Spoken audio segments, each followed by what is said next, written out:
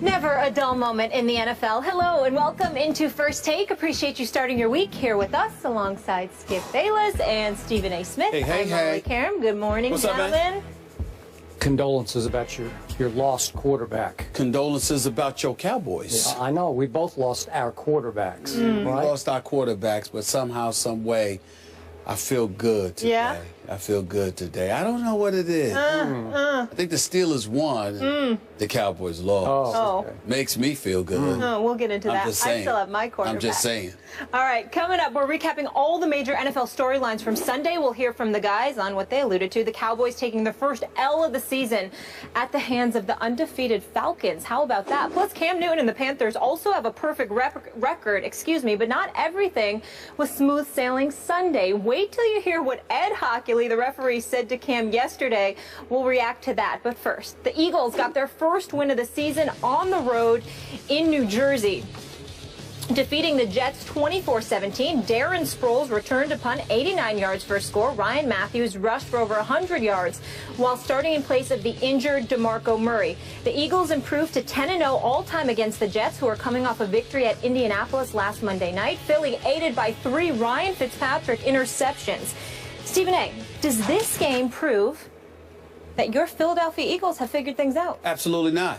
It does not prove that, Skip Bayless. Let me be the first to say that. The fact of the matter is that the Philadelphia Eagles showed up at MetLife Stadium in East Rutherford, New Jersey yesterday against a team who seemed ill-equipped to go up against them. The New York Jets offensively, defensively, all around looked confused.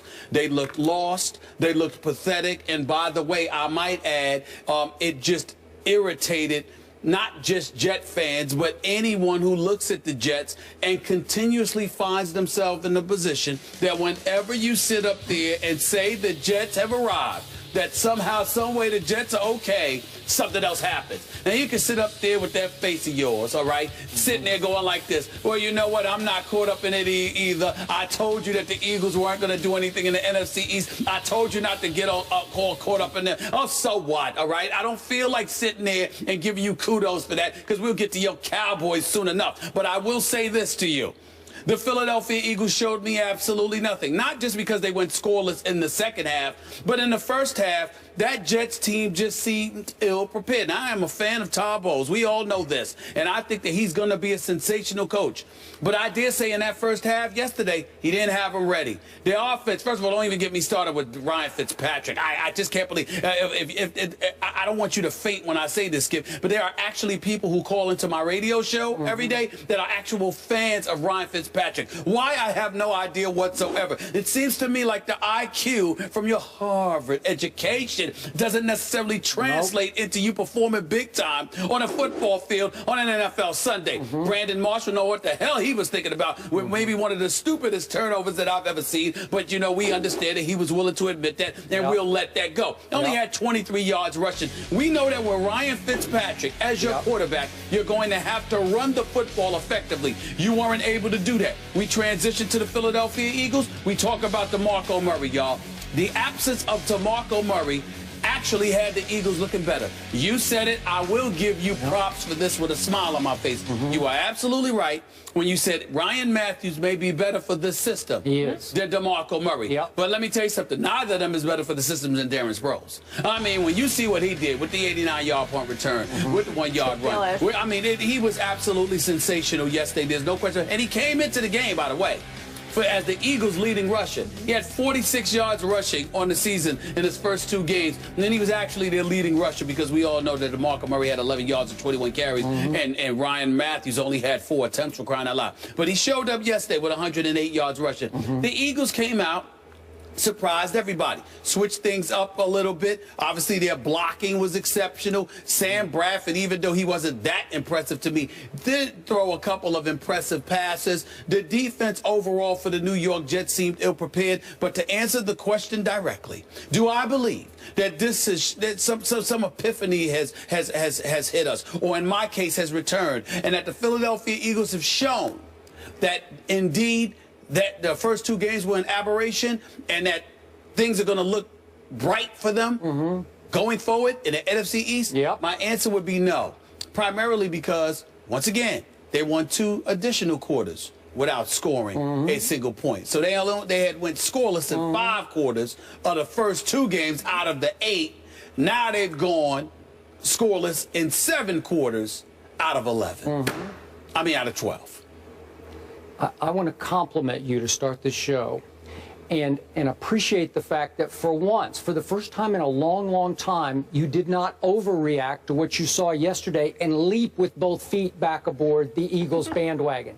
That is impressive perspective on your part, because I did warn you on Friday, I thought the Jets were going to blow this game. Molly actually sided with me after I went out on the limb. That's about as far out on the limb as you can get. But what was my theory? Right. My theory was, it's the theory of too good to be true. When the whole world says that one decent team has 0 chance against another really good team, but the Eagles are still a decent team. I never said they weren't. I got problems with Chip Kelly, but they got talent on that team. They have talent.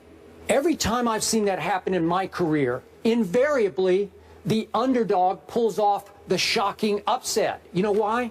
Because the Jets read the papers, they listen to the radio, they watch television. All they heard all week long was that visiting team coming into your building has no chance in this game.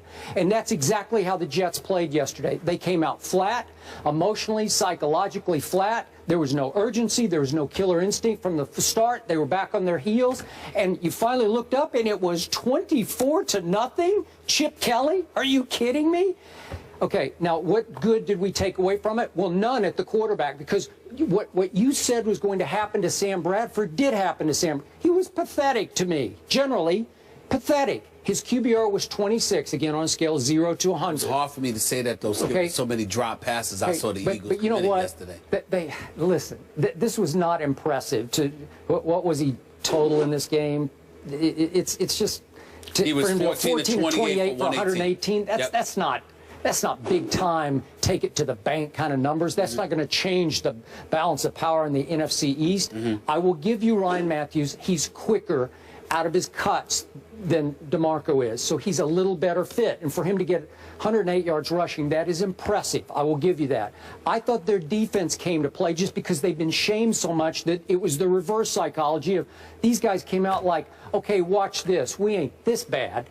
And all of a sudden, even that kid Jordan Hicks, who cheap-shotted Tony Romo and broke his clavicle by attacking him, as I'm quoting Jordan Hicks, he led them with 9 tackles. He's pretty good, a rookie from Texas, and he's getting his shot now that Kiko's gone. And I thought the whole secondary played better. But guess who they were playing against?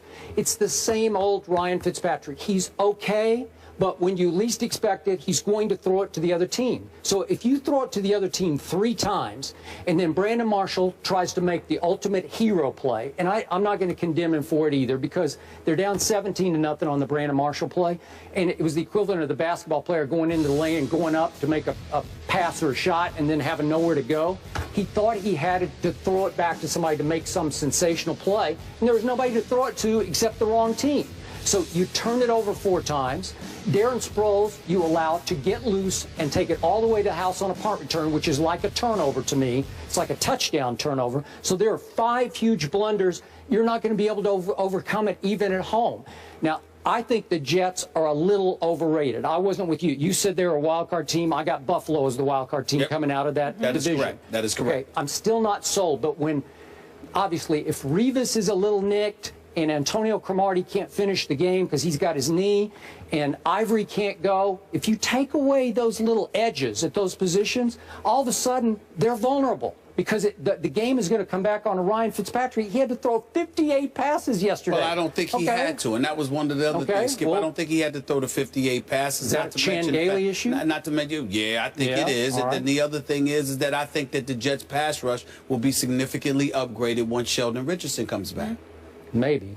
I mean, when I made my pick, it was under those premises, and I still stand by him. Yeah. Well, big picture, again, will the Jets bounce back and be pretty good? They will. But I am not betting on this Philly team. I'm still not going to bet on them in the East. And it's the only positive I could, as a Cowboy supporter, that I could take away from yesterday was they did win, but they didn't win impressively to me.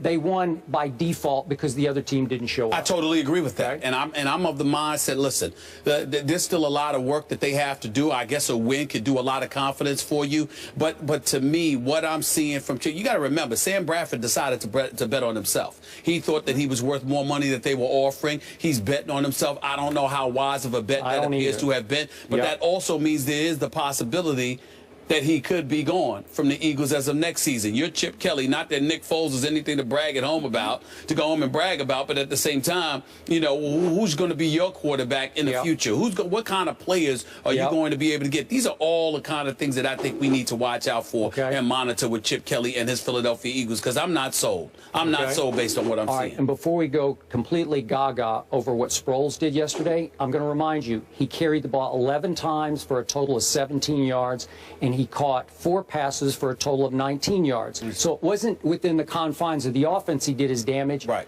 You just can't let him catch a punt and have room to run with it. Right. It's your fault. The joke's on you. That's your fault. Yeah, that's fair. Because you can kick it away from him. You cannot let him loose. That's fair. That's fair.